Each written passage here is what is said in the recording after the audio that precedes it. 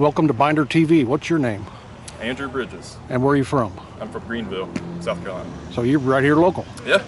No, I just found out about this yesterday, actually. Is that right? Yeah. Wow. I didn't even realize this had been going on for... many years. Yeah, was it 15, 16 years? Oh, yeah.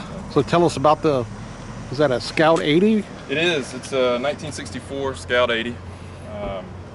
My granddad bought it new in South Carolina in 1964. And, you know, I had it in high school for a brief period and then didn't have the money at the time to really do anything with it. So another family member picked it up and I had it for a few years, but it's always been in the family.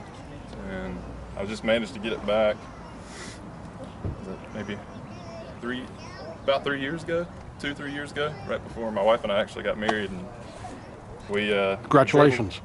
So we quickly did some fixes to it and kind of got it back running so we could drive away at our wedding. So oh, that's pretty neat. To us between the family, and she's in now too since we used it for the wedding. So that's very neat. So it has the 4-cylinder. Originally came with a PTO winch, which had a little bit of an issue with there as far as trying to get it reeled back functioning. Yeah. So we had it out in the snow last year and attempted to use it. And it's a neat. We love to drive it. Hoping to do a little more work to it. So what's your future plans?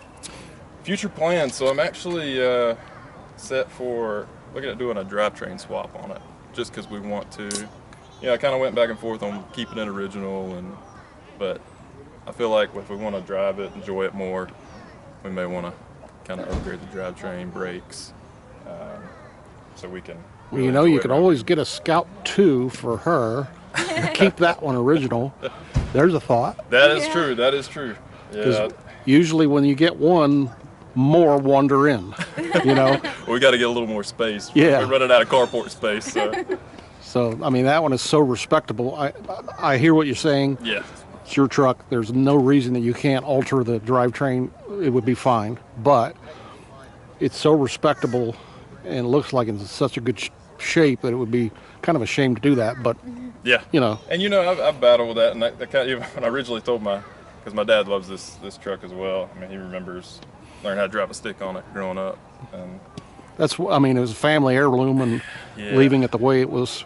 Although I got to admit, my father's Scout was a 75, and it was really stock. And I lifted it when he passed, and I inherited it.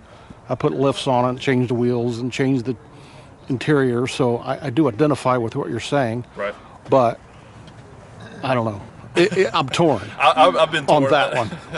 I was torn for a while, and I finally thought I'd made the right decision. I still think, I don't know, for what we're looking to get out of it and drive it to out and eating around and maybe take some road trips, just the reliability and the safety would be better with Scout 2 under it.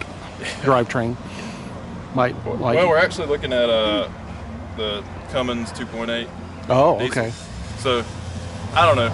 I've toyed around with it in my mind, and I feel like if they were to build this vehicle today, that's the perfect 4-cylinder diesel. I feel like the 4BT. Yeah, I've seen a couple with that done, and it works pretty well. Yeah, it's exciting. When I heard about that engine, that's what really got me kind of thinking a little more. And you definitely have to have better axles and some upgrades if you're going to do that. So yeah, I think it's going to put a Scout 2 rear axle. But from what I'm hearing from you, you would still respect the interior, body, everything would have a stock look. You wouldn't know unless you pop the hood on it. I don't see much wrong with that. Yeah, it would be. It certainly wouldn't hurt the value of it. No, it would.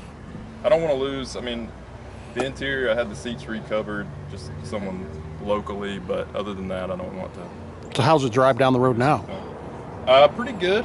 It's I think it's a little slow. It is. And, I don't know a whole lot about these 4-cylinders if hills have always been their enemies, but Well, it depends on how it's geared. Yeah, I mean it is. Did you ever get a line ticket on it? I did, just recently. So you know what the gearing is, or? I can't remember off the top of my head, but that may be part of it. I mean, it could be some lower gearing in it. So. Well, I appreciate your time. You bet. And hope you enjoy the rest of the event. Thank you. Thank you.